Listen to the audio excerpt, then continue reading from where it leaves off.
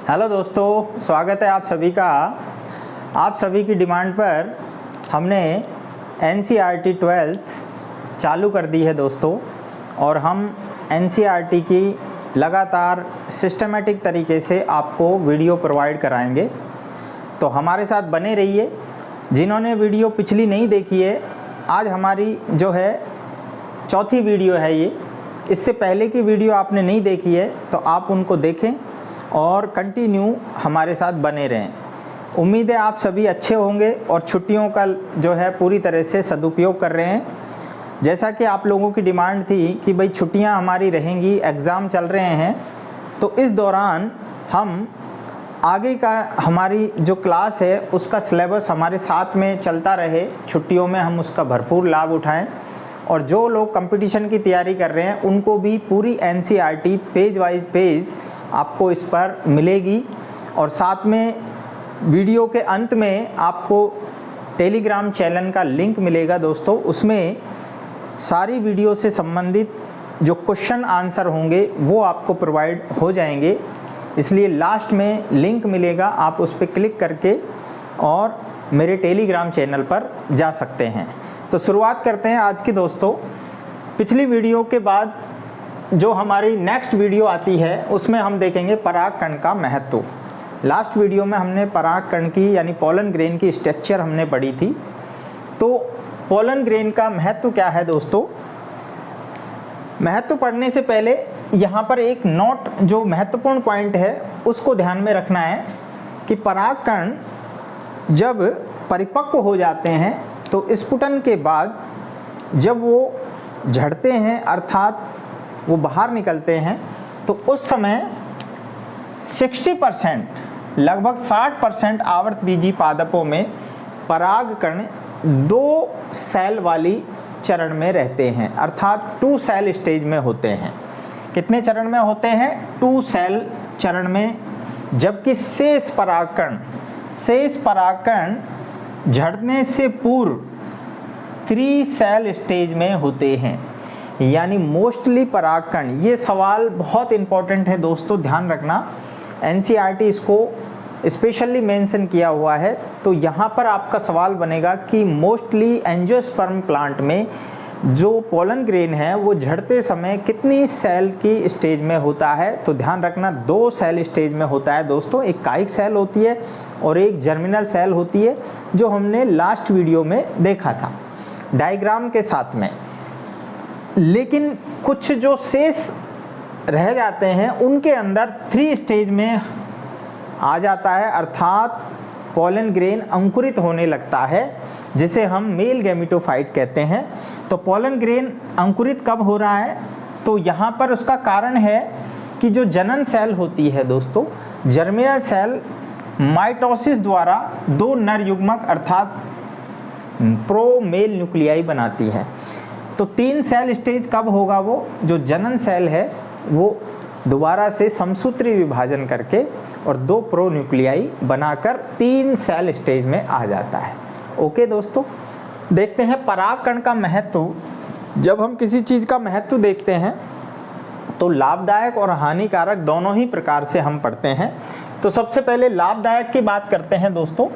तो परागकण के पराग उत्पाद पोलन प्रोडक्ट बनाए जाते हैं, जिसमें सबसे पहला है आहार संपूरक के रूप में, अर्थात फूड सप्लीमेंट के रूप में। चूंकि इनके अंदर असंतृप्त वसा प्रचुर मात्रा में होती है, अर्थात अनसैचुरेटेड फैट होती है। बहुत सारी ऐसी फैट बॉडीज़ हैं जिनका उपयोग हम भोजन के रूप में अर्थात सप्लीमेंट्री फूड के रूप में करते हैं। 2 तरीके से हम सप्लीमेंट्री फूड के रूप में यूज करते हैं। एक है पराग गोलियाँ, जिनको पोलन टेप कहते हैं, टैबलेट कहते हैं दोस्तों। पराग गोलियाँ NCERT में डायग्राम मेंशन किया हुआ है, आपने देखा होगा। अपनी NCERT खोलिए, वहाँ पर आपको पोलन जो है टैबलेट बनी हुई नज़र आएंगी। तो ये परागकण से बनी हुई हैं दोस्तों, जिनको खाने से एनर्जी मिलती है। सिरप के रूप में काम में लेते हैं दोस्तों। तो 2 प्रकार के हमारे यहाँ पर आहार संपूरक अर्थात फूड सप्लीमेंट परागकणों को उपयोग में लिया जाता है। यहाँ पर आपको ध्यान रखना है, पश्चिमी देशों में जो हमारे वेस्टर्न कंट्रीज़ हैं उसमें खिलाड़ियों और धावक घोड़ों, ध्यान रखना दोस्तों, धावक मतलब जो रनिंग एथलीट्स होते हैं, जो घोड़े होते हैं जो रेस के लिए काम में लिए जाते हैं, उन घोड़ों को और खिलाड़ियों को उनकी कार्य दक्षता में वृद्धि करने के लिए ये पोलन प्रोडक्ट खिलाए जाते हैं। क्लियर दोस्तों, यानी एनर्जी बूस्ट का काम करते हैं। तो कोई भी एनर्जी बूस्ट करने के लिए जो बाज़ार में प्रोडक्ट मिल रहे हैं, आप देख रहे हैं, उनमें हो सकता है वो पराग कणों से बना हुआ प्रोडक्ट हो। नेक्स्ट दूसरा प्रकार जो है उसमें पोलन क्रीम्स होती हैं दोस्तों, पराग कणों से बनी हुई क्रीम्स। ये क्रीम दोस्तों अल्ट्रा वायलेट रेज अर्थात जो पराबैंगनी किरणें होती हैं सूर्य की, जो हमें हानि पहुंचाती है, हमारी स्किन को हानि पहुंचाती है, तो सनस्क्रीन जो आती हैं अर्थात सूर्य की अल्ट्रा वायलेट रेज से बचाने के लिए ये क्रीम्स के रूप में इस्तेमाल किए जाते हैं, कॉस्मेटिक बनते हैं। क्योंकि हम जानते हैं कि पराग कण के बाहर का जो चोल है स्पोरोपोलिन का, वो बहुत ही अनअपघटनीय एक जैव बहुलक होता है, तो वो आसानी से ताप से, प्रकाश से, किसी एंजाइम से, किसी रसायन से अपघटन नहीं हो पाता है। अब बात करते हैं हम हानि की। तो पराग कणों से लाभ के साथ साथ हानियां भी हैं दोस्तों। तो हम देख रहे हैं यहाँ पर सबसे पहले एलर्जी। एलर्जी होती है, बहुत सारे जो पादप है उनके पोलन ग्रेन से एलर्जी होती है। मानव में, अन्य जीवों में आप देखेंगे त्वचा पर रेसेज आ जाते हैं, खुजली होने लगती है। इसके अलावा सांस से रिलेटेड जो है प्रॉब्लम्स होती हैं, जैसे कि हम यहाँ पर देख रहे हैं जो अपने एनसीईआरटी में मेंशन है, श्वसन संबंधी विकार, त्वचा में खुजली, और अगर ये लंबे समय तक रहे दोस्तों तो चिरकालिक श्वसन रोग। चिरकालिक श्वसन रोग का अर्थ है क्रोनिक जो रेस्पिरेटरी डिजीज़ हैं, क्रोनिक डिजीज़ होती हैं दोस्तों, ध्यान रखना है। क्रोनिक डिजीज़ में अस्थमा और श्वसनी शोथ, ब्रोंकाइटिस। तो दमा जो होता है दोस्तों उसी को अस्थमा कहते हैं। आपसे सवाल पूछा जाए कि दमा कैसा रोग है, ये एक एलर्जी का रोग है। तो दमा, अस्थमा एक ही बात है दोस्तों, और श्वसनी शोथ यानी ब्रोंकाइटिस दोनों पराग कणों से एलर्जी के कारण होने वाले श्वसन संबंधी रोग हैं। हाँ तो दोस्तों यहाँ नोट करने वाली जो बात है वो ये है कि जो पार्थेनियम होती है, गाजर घास जिसे हम कहते हैं, या इसे हम कांग्रेस घास कहते हैं, ये ऑस्ट्रेलिया से आयातित गेहूं के साथ आई हुई खरपतवार है दोस्तों। जब हमारे यहाँ हरित क्रांति नहीं थी तो उस समय ऑस्ट्रेलिया से गेहूं आयातित करते थे, उसके साथ इसके जो है स्पोर आ गए थे दोस्तों पार्थेनियम के, जिसे हम गाजर घास कहते हैं, और ये कांग्रेस के शासनकाल में आई, इसलिए कांग्रेस घास।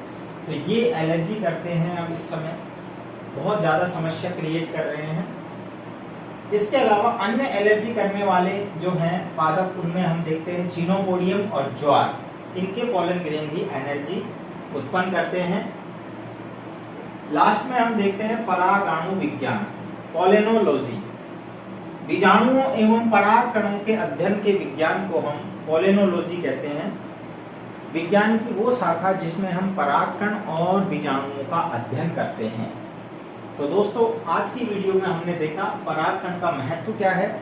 परागकण का महत्व लाभदायक रूप से हम देखते हैं तो पराग उत्पाद हम तैयार करते हैं जो कि सप्लीमेंट फूड के रूप में होते हैं। ये गोलियों के रूप में हो सकते हैं दोस्तों, टैबलेट की फॉर्म में और सिरप की फॉर्म में हो सकते हैं। पश्चिमी देशों में ध्यान रखना है, घोड़ों और धावकों के लिए या जो खिलाड़ी होते हैं उनकी कार्य क्षमता में वृद्धि के लिए काम में लिए जाते हैं। दूसरा उपयोग है पराग क्रीम के रूप में, अर्थात अल्ट्रावायलेट किरणों से बचाव के रूप में जो बहुत सारी कॉस्मेटिक क्रीम्स बनाई जाती हैं। हानि के रूप में एलर्जी उत्पन्न करते हैं दोस्तों बहुत सारे आवृतबीजी पादपों के परागकण, जैसे पार्थेनियम, गाजर घास, कांग्रेस घास को आपको बहुत अच्छी तरह याद रखना है। ऑस्ट्रेलिया से आयातित ये खरपतवार है, और इसके अलावा अन्य में चिनोपोडियम और ज्वार। परागाणु विज्ञान वो विज्ञान है जिसमें परागकण और बीजाणुओं का हम अध्ययन करते हैं। धन्यवाद दोस्तों, मिलते हैं दूसरी वीडियो के अंदर।